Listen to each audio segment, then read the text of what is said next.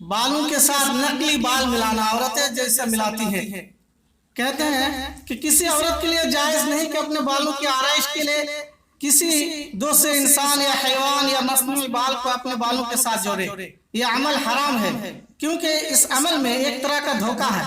اس سلسلے میں رسول اللہ صلی اللہ علیہ وسلم نے فرمایا لعن اللہ الواصلۃ والمستوصلہ، یعنی سر میں مصنوعی بال لگانے والی لگوانے والی عورتوں پر اللہ تبارک تعالیٰ کی لعنت ہے.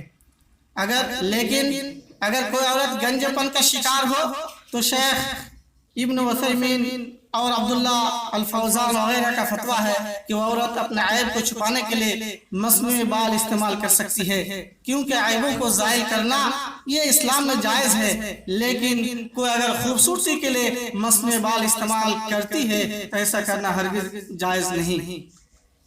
ہاں، اگر کوئی عورت اپنے بالوں کی خوبصورتی اور آرائش کے لیے کپڑا، فیتا یا دھاگا وغیرہ کا استعمال کرتی ہے تو اس کا ایسا کرنا جائز ہے. اس میں کوئی مضائقہ نہیں، کیونکہ اس عمل میں تدلیس اور دھوکہ نہیں پایا جاتا. یہ عمل محض بالوں میں خوبصورتی اور سنوارنے کے لیے کیا جاتا ہے، لہذا ایسا کرنا جائز ہے. اب ایک سوال ہے کہ عورت اپنے سر مڈوا سکتی ہے؟ نہیں جی نہیں، عورت حلق یا سر مڈوا نہیں سکتی، بلکہ عمل عورتوں کے لیے ناجائز ہے. البتہ اگر بال بہت لمبے ہوں تو بعض اہل علم کے ہاں ان کا حلقہ کاٹنا جائز ہے. ان کی دلیل صحیح مسلم کی ایک روایت ہے ام سلمۃ رضی اللہ تعالی عنہا قالت كان ازواج النبي صلی اللہ علیہ وسلم ياخذن من رؤوسهن حتى تكون كالوفرة. صحیح مسلم کتاب الحید حدیث نمبر 728. یعنی حضرت ابو سلمہ بیان فرماتی ہے کہ ازواج مطہرات اپنے سر کے بال کاٹ لیتی حتیٰ کہ وفرا کی طرح ہو جاتے. حدیث میں وارد لفظ یاخذن کی تشریح میں شارحین کے مابین اختلاف پایا جاتا ہے. اس حدیث کے شارح امام نووی رحمہ اللہ فرماتے ہیں وفیہ دلیل علی جواز تخفیف الشعور للنساء، یعنی اس حدیث میں اس بات کی دلیل موجود ہے کہ عورت اپنے سر کے بال ہلکے کر سکتی ہے. اور یہی فتویٰ محدث العصر علامہ ناصر الدین البانی اور شیخ ابن باز رحمہ اللہ کا بھی ہے. چہرے اور ابرو کے بال کو تراشنا یا اخیرنا، خوبصورتی کے لیے چہرے اور ابرو کے بال کاٹنا جائز نہیں. یہ عمل اللہ رب العالمین کی تخلیق میں تبدیلی کا مترادف ہے. سورہ نساء آیت نمبر 119 میں اللہ رب العالمین کا ارشاد ہے، ابلیس ملعون کا قصہ اللہ رب العالمین نے نقل کیا ہے وَلَأُضِلَّنَّهُمْ وَلَأُمَنِّيَنَّهُمْ وَلَآمُرَنَّهُمْ فَلَيُبَتِّكُنَّ آذَانَ الْأَنْعَامِ وَلَآمُرَنَّهُمْ فَلَيُغَيِّرُنَّ خَلْقَ اللَّهِ. یعنی شیطان کہتا ہے کہ انہیں راہ سے بھٹکاتا رہوں گا، باطل امیدیں دلاتا رہوں گا، انہیں سکھاؤں گا کہ جانوروں کے کان چیر دے، ان سے کہوں گا کہ اللہ کی بنا ہوئی صورت کو بگاڑ دے. اس سلسلے میں حضرت عبداللہ بن مسعود رضی اللہ عنہ کی حدیث ہے، وہ فرماتے ہیں لعن اللہ الواشمات والمستوشمات والمتنمسات والمتفلجات للحسن المغیرات خلق اللہ، یعنی جسم کو گودنے والی، گدوانے والی، چہرے کے روئے کو اکھیرنے والی، خوبصورتی کے لیے دانتوں میں کشادگی کرنے والی، اللہ کی تخلیق میں تبدیلیاں کرنے والی ہے. لیکن اگر کسی عورت کے چہرے پر خلاف فطرت داڑھی یا مونچھ کے بال اگائے، ایک سوال ہے کہ اگر عورت کے چہرے پر مونچھ یا داڑھی کے اگر کچھ بال نظر آ گئے، بال اگائے تو کیا ہوگا؟ تو ایسی صورت میں عورت ان بالوں کو صاف کر سکتی ہے، کیونکہ یہ عمل تغییر لخلق اللہ کے دائرے میں نہیں ہے. اس لیے کہ عورت کی فطرت و ساخت میں داڑھی یا مونچھوں کے بال اگانا یہ داخل نہیں ہے. اس سلسلے میں ایک روایت مصنف عبدالرزاق میں موجود ہے. ایک عورت اما عائشہ رضی اللہ تعالی عنہ سے دریافت کیا، اما جان میرے چہرے پر کچھ بال اگائے ہیں، کیا میں اپنے شوہر کے زینت کے لیے انہیں اکھیر سکتی ہوں؟ اما عائشہ نے جواب دیا کہ اس تکلیف دہ چیز کو اپنے جسم سے الگ کر دو. محترم سامعین و سامعات، عورتیں اپنی خوبصورتی اور زیب و زینت کے لیے کچھ مصنوعی چیزیں استعمال کرتی ہے، جیسے آنکھوں میں سرما وغیرہ لگانا، اور یہ بات بالکل ثابت ہے کہ آنکھوں میں سرما لگانا یہ سنت ہے.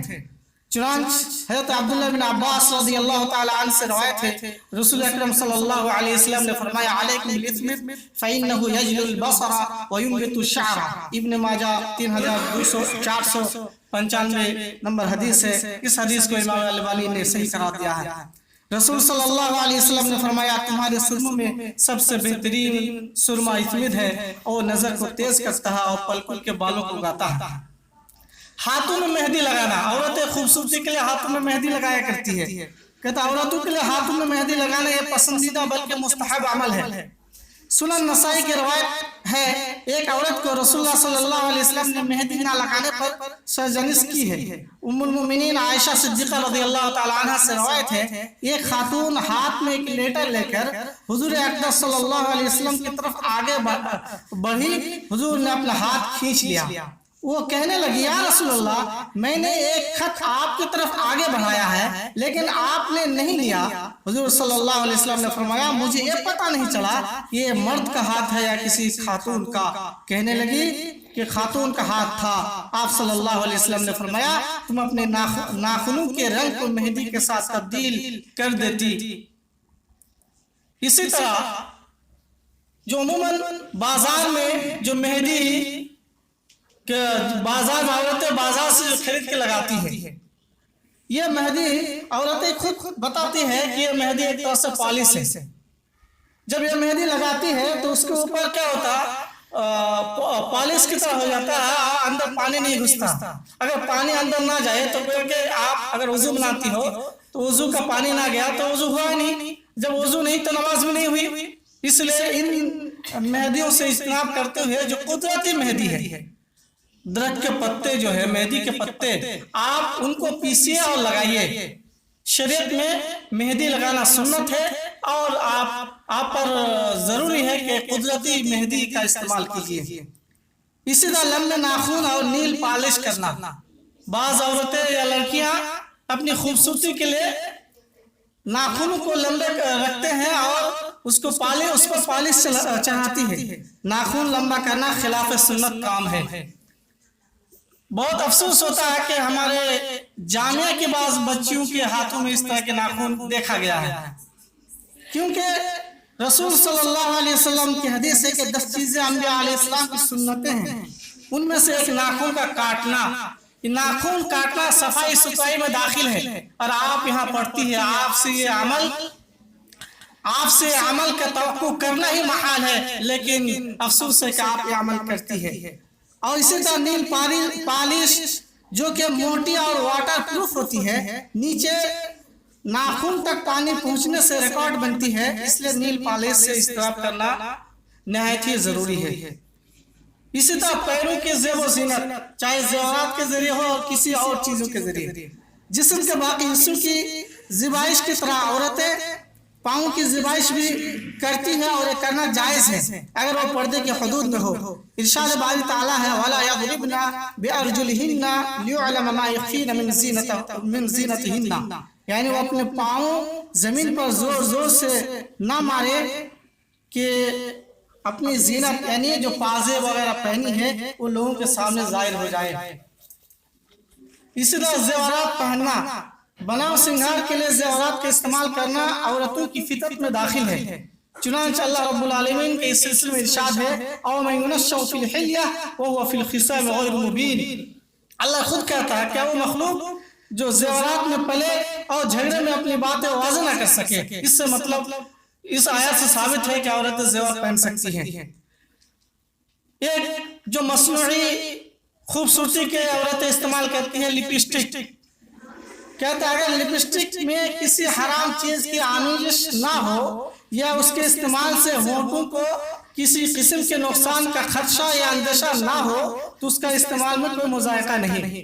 यही फतवा शेख इब्न उथैमीन का भी है। वो फरमाते हैं कि लिपस्टिक लगाने में कोई हर्ज नहीं, क्योंकि असल से हिल्लत है जब तक कि हुर्मत वाज़ेह ना हो। लेकिन अगर ये साबित हो जाए कि ये होठों के लिए ज़र रसा है तो ममनू है। इसी तरह फेस पाउडर या क्रीमों का इस्तेमाल, उन पाउडरों में अगर हराम चीजों की मिलावट हो तो कतई ये लगाना जायज नहीं है। اگر یہ معلوم ہو جائے کہ یہ پاؤڈر لگانے سے چہرہ خراب ہو جاتا ہے، جسم میں کوئی بیماری پیدا ہوتی ہے، تو اس طرح کے لگانے سے شریعت آپ کو روکتی ہے۔ اسی طرح ایک ہے عورتیں اپنے آنکھوں کو خوبصورت بنانے کے لیے لینز لگاتی ہے، اور یہ دو طرح کے ہوتے ہیں۔ یہ ایک تو آنکھوں کی کمزوری کو دور کرنے کے لیے لگاتی ہے۔ اگر آنکھوں کی کمزوری دور کرنے کے لیے لگاتی ہے تو یہ لگانا جائز ہے، لیکن اگر خوبصورتی کے لیے یہ لگاتی ہے اور معلوم ہو جائے کہ اس کے لگانے سے آنکھوں کو نقصان ہے یا اس میں کوئی حرام چیزوں کی ملاوٹ کی گئی ہے، تو یہ قطعاً جائز نہیں۔ اسی طرح جوتا یا چپل کا استعمال، جی خوبصورتی جوتا چپل کا استعمال بھی ایک طرح سے زینت میں داخل ہے۔ جوتا چپل کا استعمال بھی خوبصورتی کے لیے کیا جاتا ہے، اس میں کوئی مذائقہ نہیں کہ اس سلسلے میں کہ حضرت موسیٰ علیہ السلام کے جوتے کا تذکرہ قرآن مجید سے ملتا ہے۔ اللہ رب العالمین فرماتا ہے فَلَمَّا أَتَاهَا نُودِيَ يَا مُوسَىٰ إِنِّي أَنَا رَبُّكَ فَاخْلَعْ نَعْلَيْكَ إِنَّكَ بِالْوَادِ الْمُقَدَّسِ طُوًى، کہ موسیٰ میں تیرا پروردگار ہوں، تو اپنی جوتیاں اتار دے۔ تو گویا کہ نبی موسیٰ علیہ السلام جوتا پہنا کرتے تھے، تو جوتا پہننے میں کوئی حرج نہیں ہے، زیب و زینت کے لیے پہنے، لیکن زیب و زینت کے لیے آپ جوتا چپل اور جس طرح کے آرائش و زیبائش آپ کر سکتی ہیں، لیکن اس کے لیے کچھ شروط ہے۔ شروط کیا ہے؟ زیب و زینت اختیار کرتے وقت خیال رہے کہ کفار و مشرکین سے مشابہت نہ ہو۔